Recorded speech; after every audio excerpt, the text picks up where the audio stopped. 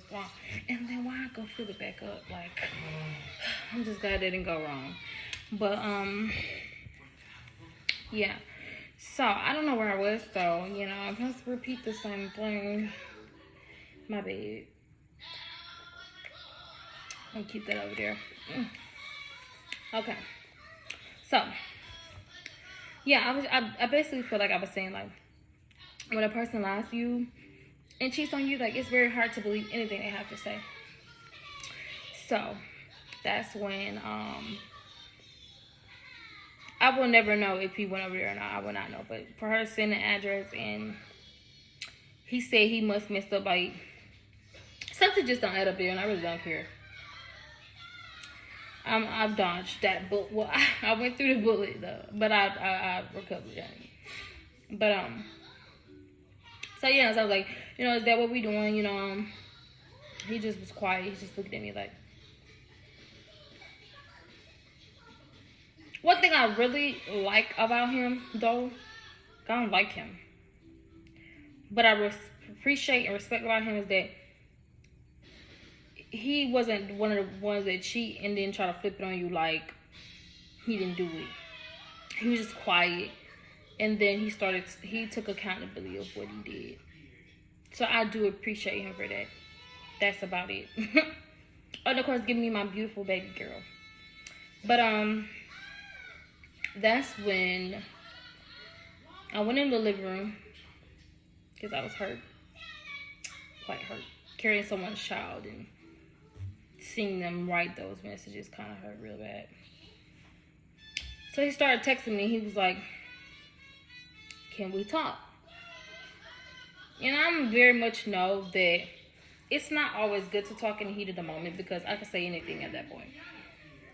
And I really feel like you should give people their time to gather their thoughts, no matter how long it takes. If it take a month, if it take a year, oh well. When you do wrong to people, give them their time to really reflect on what happened before something escalates. Because I feel like a lot of situations happen where people get hurt is because in that very moment, walk away before things escalate. And that is what I did. And I'm thinking I'm doing a good thing by walking away and not letting things escalate. And then here we are. Things were getting worse. So I would say definitely walk away. In the heat of the moment, definitely walk away. So that's when he's like, oh, we could work on it. I will never do it again. Take my simple words for it. Like, do this look like a simple situation to you? You creeping behind my back, and I have many opportunities to do the same to you. But I was like literally going to be with you knowing that you did not please me in that way. Like, let me stop. In that way. And, you know, I was really okay with that. I was going to be with you and marry you knowing that I was never going to be pleased ever again in that way. That's a lot to sacrifice.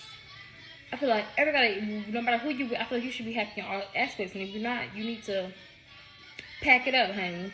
Like, for real, I'm so serious. Like, stop normalizing being unhappy. Stop normalizing telling your kids to be together because you got kids with that person. No, normalize being happy. Normalizing putting yourself first. Normalizing doing whatever makes you happy. Now, if that makes you happy, sitting there being betrayed, sitting there getting cheated on, then you don't stay. No one's judging you. But stop normalizing being in messed up situations or being with people that show you constantly that they don't care about you and normalizing that that's okay. It's not okay. Know your self-value, because once you know your value, your worth goes up. Know your self-value, because once you know your value, your self-worth goes up. So you're not going to accept things that most people accept. And I'm like that. You got one time to step out on me because I'm a woman. You have to go find it, baby. It comes to me. So for me to have self-control and self-discipline to not cheat on you and you cheat on me, baby, I'm leaving. I'm leaving. And I will every single time. And I don't care if they're like, oh, yeah, all men cheat. They don't. How you know all men cheat if you ain't meet all the men in the world? How you know all men cheat if you ain't never met all the men in the world? So I'm not going to be one of them bitter people, oh, all men cheat. No, it's a lot of big percentage of them that do cheat, and it's a big percentage of them that don't cheat. And we have to realize, like I was going to say that too when I first got back on the camera, was You remember earlier I was like making mistakes will be knocking over this one. You have to watch what comes out your mouth because you create your reality. It's called law of attraction, manifestation. With your thoughts become your reality. You start creating your life and creating the box that you're in by your thoughts. So me, that would have never happened if I never would have brought that up as an example of whatever. But also, it's like that in life. You have to be careful with what you think. You have to be careful with what come out your mouth because you are really creating your being happy and normalize, putting yourself first, normalizing not sticking with people who don't respect you. I feel I don't care what I say. This is me, and I am entitled to how I feel. If the person will cheat on you, they'll steal for you. They steal for you. They'll lie to you. They lie to you. Unalive you. But yeah, so yeah. So he's like, oh, want to work it out, whatever. And I just needed my time. So I did not talk to him for the remainder of the night because you're texting me and we're in the same house. Like, you're texting me and we're in the same house. Like, be a man and come talk to me. Be a man. Like, you did what you did. So, put it on the floor. So yeah, I went through that. And then I went to sleep. I was really like sick to my stomach. I was really like hurt. Yes, like felt like a whole big knife was shoved in my heart. The next day, he slept on the couch.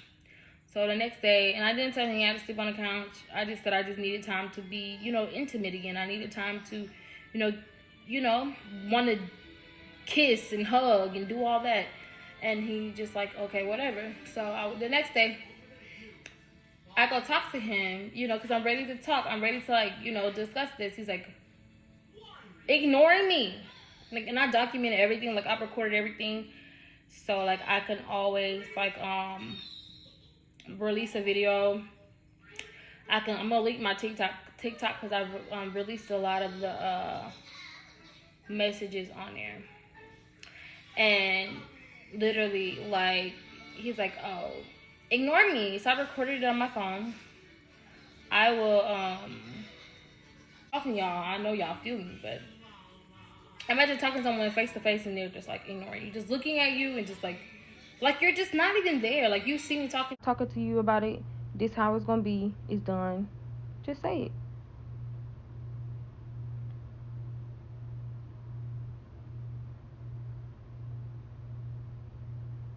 Cause I tried to talk the next day after, cause I know what I was doing.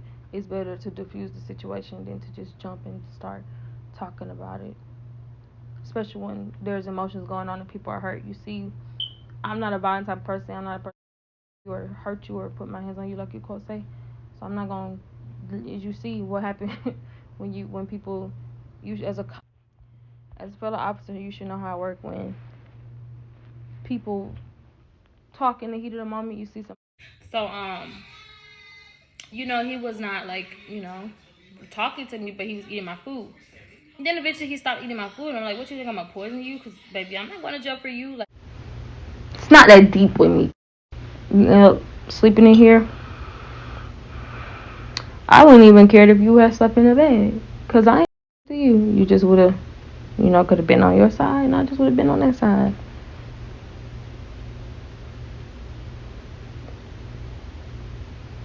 It's not that deep with me, cause I could have not fed you. I could have not cooked. I could not make sure you had lunch. I could have been just evil. But I'm not an evil person. So my phone. But I know how to compromise when I meet my husband. So that is when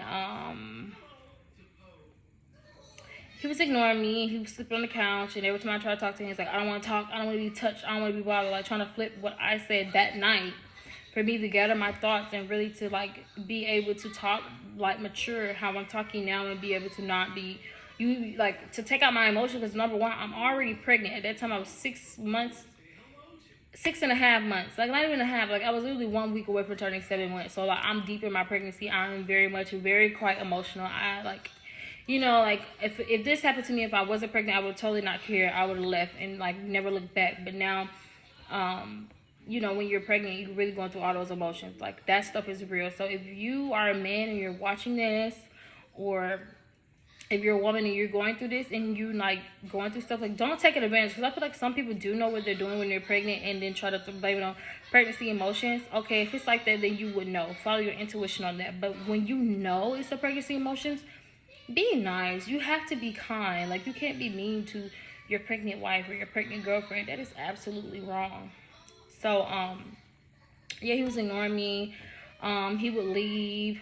He ended up giving my dog away. We got a dog together, and it was for me because I wanted a dog. And he ended up giving my dog away. And he because when we got serious and I ended up getting impregnated by him, we ended up moving in together because, you know, we planned this together. We planned this life. We planned this, you know, have this family or whatever. So we was actually like living in our plans at the time. So he ended up giving my dog away. He left me in the house on Easter. He did. He left. He went out of town with some people. Whatever he went, I really don't care. He left me in the house, and then he was not coming home. He would stay out and lay, do whatever he want. Like, literally flipped it on me. Like, he's a narcissistic person, and that's where I learned the definition of love bombing, gaslighting, narcissistic, manipulative. Like, I never dealt with a person like that, and he's all in one. And he started to like flip the strip on me and really like do like literally like ignore me. He wasn't texting me anymore because we would text all day when he was at work, talk, call me, everything. But now the communication died down. He would not call me. He would not text me. He would not talk to me at all. He treated me like I was nothing. He would come in from work and like rush past me, go in the bathroom, take a shower, go back to the couch. He would be on his phone. He always played the game too. And that's another thing, like, I'm not selling it for less than anything. Like, you already didn't please me in that way, but you're always on your you're always on the game. Like, when like, so I never dealt with a person like that, let alone all in one. So it's quite scary. Like, I do feel like those are the type of people that will harm you or whatever. So, you know, he was ignoring me, wasn't coming home, communication died down, literally did not really care about me. I was like, you know, let's talk, you know, we don't have to be together, let's have closure. Because he started like, I don't want to be with you anymore, I see our relationship not going anywhere, give up the baby for adoption, I don't care. I was like, help me pick out a middle name, since I came with her first name. I don't care what it is, I don't care, whatever. Like I cheated on you, like I did wrong by you. Unbelievable. And I was just still trying to compromise. Like, I don't care if we don't have to be together. You know, just give me closure. And what I learned, if a person did not give you closure, the way it is and what happened is your closure. So it was just like real bad. He was not coming home. And then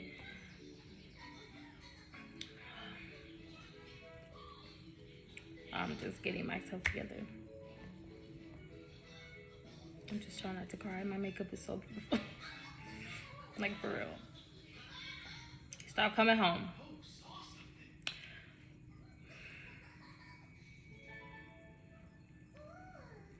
And then a few weeks went by.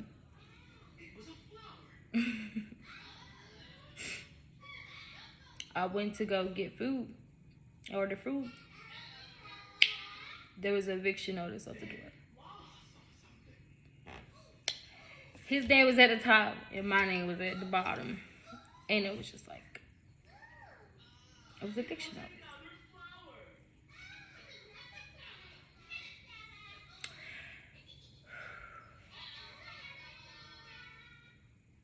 He was already staying there. So when I went to go stay with him, you know, my name was not on the lease, because when he originally got their place, it was like a year before me, you know, getting serious with him and getting in his life and being on that page with him. So of course my name was not on the lease.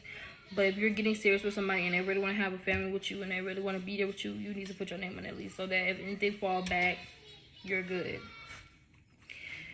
So of course he couldn't put me out because I was living over there, living there for almost a year. So he could not put me out. And we went to court. And the day before the court date, it was Mother's Day. And he didn't even tell me Happy Mother's Day. He wasn't at home. He did not tell me Happy Mother's Day. Didn't care to. The next day after Mother's Day, literally May 15th, We went to the courthouse, and he was evicted. Like, he was going through with it. He did not care that I was pregnant with his child. He was like, oh, I'm getting rid of her. Based off of you hurting me, it's just like, you already cheated. You're ignoring me. You gave my dog away. You're not coming home. You know, like, you evict me, bro.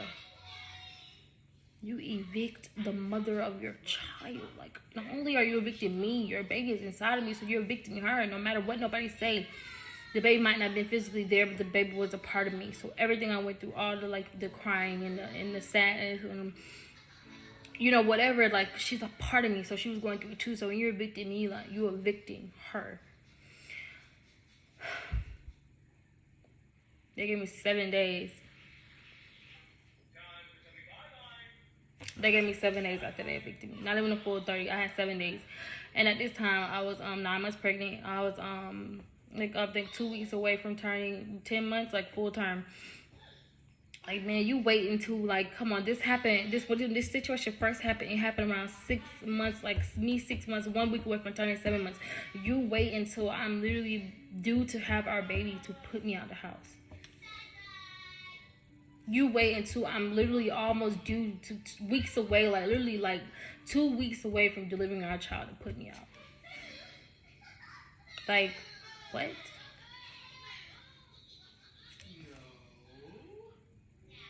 You serious?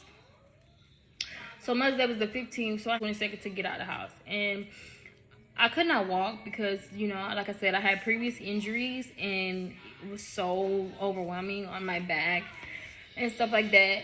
So my baby was, like, very, very low, and my uterus, and she was very low. So when they would go check me, you know, her head was literally right there. Like, once they put their fingers in to check if we dilated, they literally have to go over her head to see. So she was pretty much ready to come, for sure. Because I remember when I got my last ultrasound, she wasn't in my belly. Like, they were literally, like, ultrasounding my private area, and not, like, where they usually ultrasound you at. So, like, they was like, you know, she's pretty low. And then my OB was like, you know, go home, walk, you know, get intimate with your baby father and your baby dad. And I'm like, you know, I just told you what happened, because I kept it in for so long, eating me up in the inside, me just not telling anybody what was going on. So that happened, and it was tough. I got evicted. So he came the day of eviction. My friend was there helping me, because I kept begging him, like, you know, you want me to leave? I can't walk. I cannot pack this stuff up by myself. Like, could you please, like, come help me? Because I just cannot do it. And I was telling the truth. Like, I wasn't even trying to see him. I was like, you know, I would literally go in a room. I would leave or whatever for you, like, just pack the stuff up. I don't care. Like, I just need help. And he would not come. He's like, I'm not coming near you. He tried to play like I hit him, and I never hit him, ever. And he tried to play like I did. He called the police on me, trying to, like, you know, trying to save his face, because he knew what he was doing was wrong. But he was trying to, like, save himself and try to make me seem like the villain, like how he did with his ex, making her seem like the villain when he was the one that actually cheated on her and gave her that STD. It was him, not her. So he was, like, doing the same exact thing to me. And that's why I know, like, if I would have knew the truth, and like I said, if you can't get all of them in a room and they have a conversation in front of you and you really know what's going on, then leave immediately. That is a big red flag for a man to be bashing his ex, and you can't even get the ex side of the story, or let alone have them in the same room and y'all talk about it together. So he came in, and my friend was helping me, and this was my childhood best friend at the time. She literally was like, why you ain't help her? You see she can't walk, you know, she's 9 months pregnant, about to be having a baby or whatever. Why you ain't help her? You know, you see she's hurting, you see she can't walk, you see she limping. Like, why you can't help her? And he was like, I ain't help her, dude, you know? And she's looking like, are you serious? And she's like, oh, that's not the man from your birthday. Like, that's a demon. Like, that's not him. Like, that's a demon. That's not him. Like, it's a dark energy in him. It's just not him. And I said the same thing, like, once all this stuff started happening, I'm like, oh, yeah, that's not the man I met. I started to not know him at all. And I wish I would have left him mentally. So, like, when I left him mentally, it wouldn't even been, like, I would have been easier, and I wouldn't have had to cry 90 days. But it took me a process, because I was carrying his child. So we were still connected in a soul tie, because I was carrying our child. We both went half and half on that baby. Nothing more, nothing less. So, that is when, He evicted me. I called the police because I'm like, I thought I had until the end of the day of the 22nd, but actually on the paper it said the 5th. Because I think I skipped over that. It said 5 o'clock. I think I skipped over that. So we went at the courthouse and we had mediation because we didn't go in front of the judge because the mediator, and I feel like she kind of like took advantage of me as well. She was like, oh, when you go in front of the judge don't care about none of that. The judge don't care about none of those text messages. You're in his house, in his premises, and he wants you to leave, so you're going to have to leave. So I didn't even get a chance to go in front of the judge because I was like, dang, like, at the end of the day, I understand the law, but how could you allow, I mean, I understand my name is not on the lease, but, we were together, we have a baby together. He cheated on me, he did me wrong, and then he's trying to evict me out of spite. Like, how are you going to put a pregnant woman out? Like, that's my biggest thing with that. Like, the system is very corrupt because, like, at the end of the day, if I would have seen it and I had to, like, go answer up to it or it was going to automatically go in force, I would have never had the 30 days for the court date. Like, if I didn't go answer up to it at the court, it would have been kicked in 7 days and I would have been put out sooner. But I went up there and answered to it, so I had to wait, like, a month for a court date. Literally, it was, like, literally, like, a month after I got served with eviction notice or whatever. So I was just like, okay, cool. I'll go up there, whatever, and I'll, tell what really happened or whatever.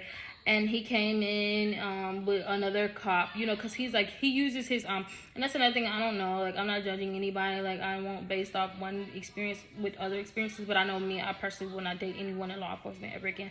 I will not date a federal agent, none of that, because I feel like a lot of them do use their title of employment to take advantage of people and to get over and do things that they have no business doing to others.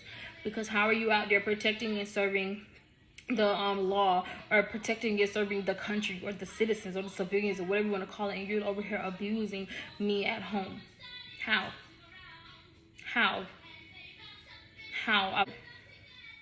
You knew this story got me.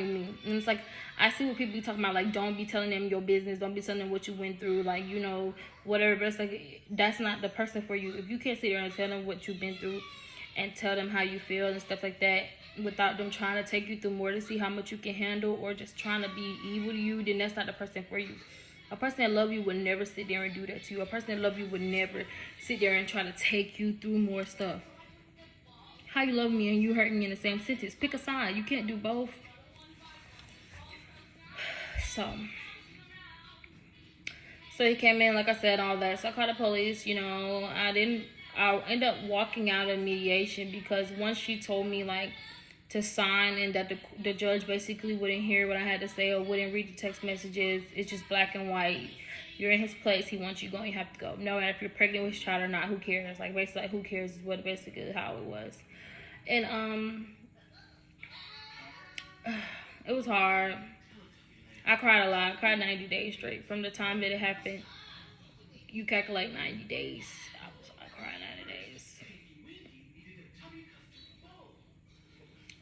I literally stopped crying like the beginning of July. But so the day of eviction, he calls this Caucasian woman from his job, and she's on the phone with him, and he's like, she's like, oh yeah, you need to get that B word out of there right now. You need to get that B word out of there right now. Like, you need to get her out there right now. And I'm just like, what? Like, I know you're not talking to your ex about me because you be dogging her out. Like, I know. So it wasn't her, because it kind of did sound like her. And she's like, no. Because I reached out to her after that. She's like, no, that wasn't me. That was somebody else. So when she came up, I knew exactly who it was. And she's like, they're at the car talking and stuff while, I'm getting help, getting my stuff out, because the police was like, yeah, you had it till 5. And while he was standing there, he's like, get all the stuff that you can't get out. But what's left is considered his. So he could throw it away. He could let you get it, whatever. And my BD was like, I'll let you get it. So I was like, cool, whenever the day that you set, because he said Wednesday, but when Wednesday came around, he did not let me get the stuff. So I just got my stuff back recently. It's like, I got my stuff back in November. I got evicted in May. Why am I just not get my stuff back in November? Like, oh, it was definitely a sense of control. Like, with my stuff, he can control my things. With my when having my stuff, he could think he could control my life. When I would literally lose it all and wouldn't care. But when he evicted me, I had nowhere to go. And the shelters for pregnant women, they were full to capacity. I had to sleep in my car.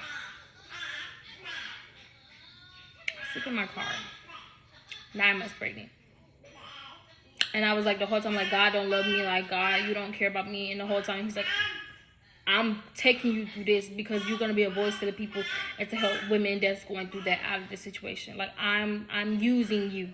So it might not seem right now. What you talking about, mama? My baby's talking. It might not seem right now. It might not seem good right now, but trust me, in the end, I got you. I'm removing people out of your life that don't need to be there in the new chapter with you. I got you. Just chill. Let me do what I'm doing. And it literally like turned out that way. Like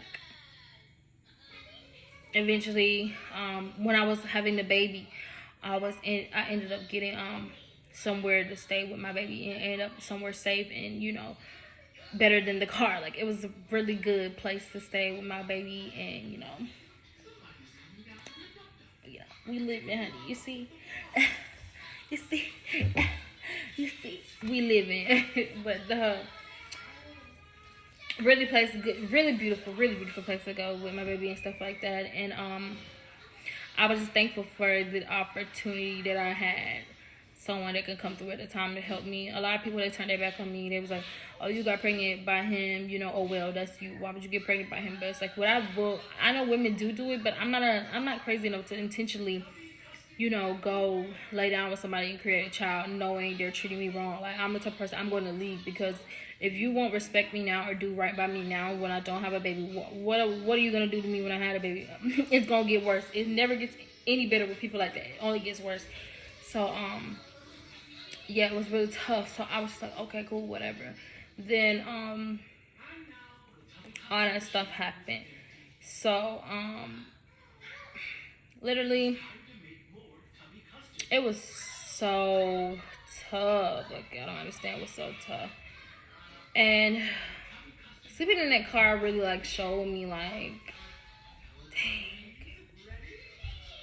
dang, when you really need somebody and you really like going through stuff, that really shows you like who's there for you. And everybody turned their back on me, like, oh, you had a baby with him. But the people I knew I could have called, I did not call them, because I was ashamed. I felt embarrassed, because like, come on, like one of them, you seen him, like a few of them seen him, like you seen this person, and then I'm calling you, telling you this happened. Like I kept it in for a very long time. I did not tell people at all. It took me a very long time to tell people, because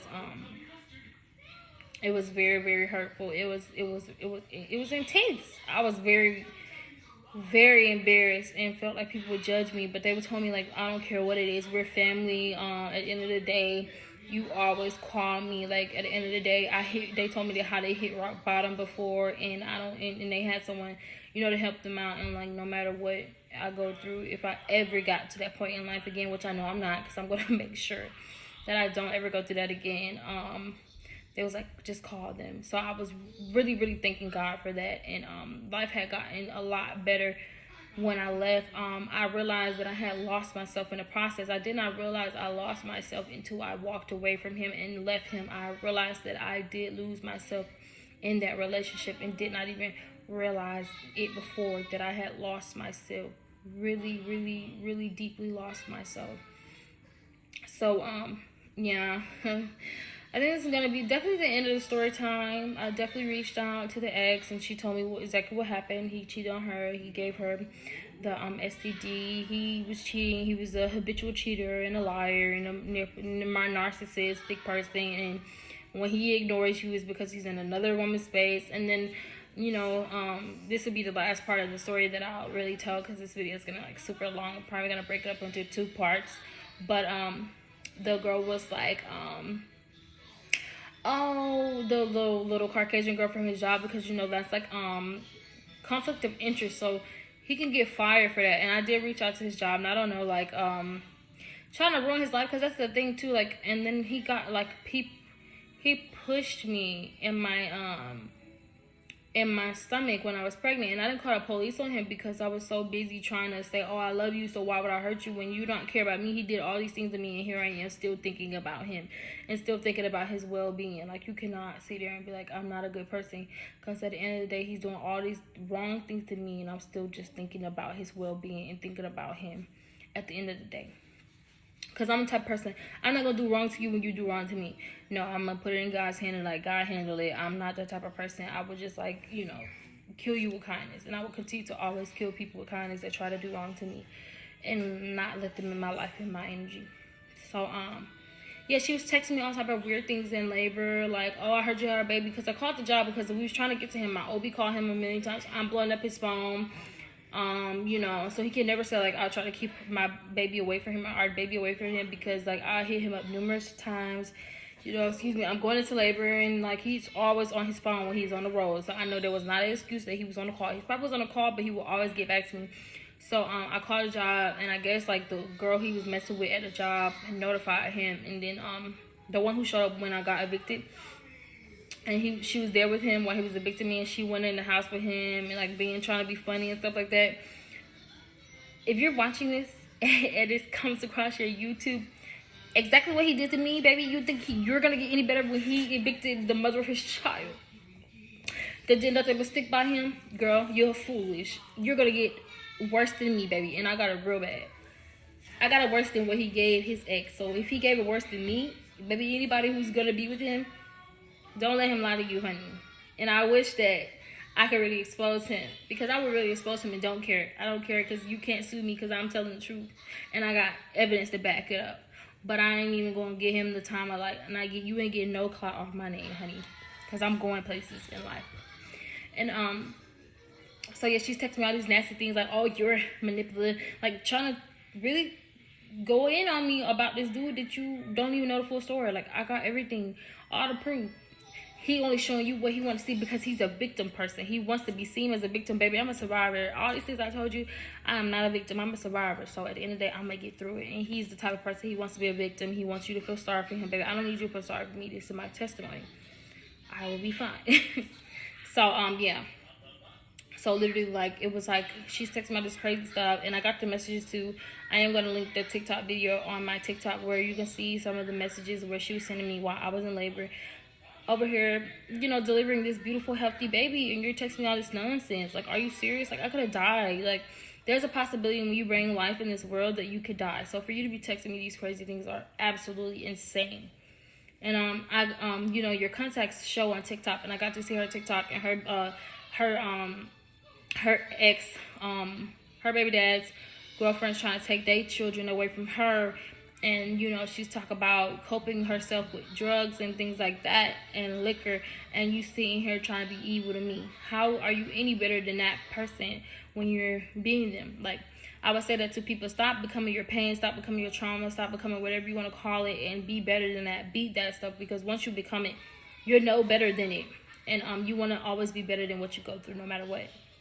And I thank you all for tuning in. If you stay watching this video this far, because of course this video was, recorded in one sitting, but I'm probably going to break it up into 2 parts. I really appreciate you for watching me. If you're dealing with a narcissistic person, a manipulator, love bombing, or whatever case may be, or you're dealing with someone that's bashing their exes, baby moms, there's 2 sides to the story, and there's the truth. This is the truth. I'm not going to sit here and be like, this is my truth. No, this is the truth. I'm a very truthful person. I'm very honest. If I do something wrong, I am going to take accountability and tell the truth. I'm fixing my nose ring, y'all. I'm not digging out no gold. But I'm going to take accountability and tell the truth. So I really appreciate you all. And please subscribe. Come on this journey with me in life. I'm a new face to YouTube, and it will be more for me. You will see a lot of different random content, because I'm trying to see where I fit in the most, what you all like. I will be doing podcasts and vlogs, daily vlogs, moving vlogs. I should be moving again pretty soon. We'll be coming up with new vlogs when I buy new property, new cars, whatever, going out, hanging out with friends, game night, truth or drink, whatever. The only thing I would say that I won't be doing is the pranks and stuff, but it will be very much fun content. I will be doing a lot of different content. I have a whole YouTube idea list in my phone, so I have a lot of different content that haven't hit out there yet. So, like, of course, I'm gonna be the first to do it, and they're gonna be copying it, but stay tuned, because I'm very interested. Thank you so much for watching. I love you all, even though we just met. I already love you. I already know that you all are going to support me. This is going to be a journey, but I know this video is going to blow up. Manifesting it, because I know it's going to happen. bless you on your journeys and your endeavors in life. 2024 is a new year, and I'm gonna be vlogging. And today is the 5th, and I plan on editing this video and getting this video out as soon as possible. So work with me. This is my first time editing, and see you next time. Real One Gang. That's y'all name. Real Ones. Real One Gang or Real Ones. Real One Gang. Help me out with a name. But peace.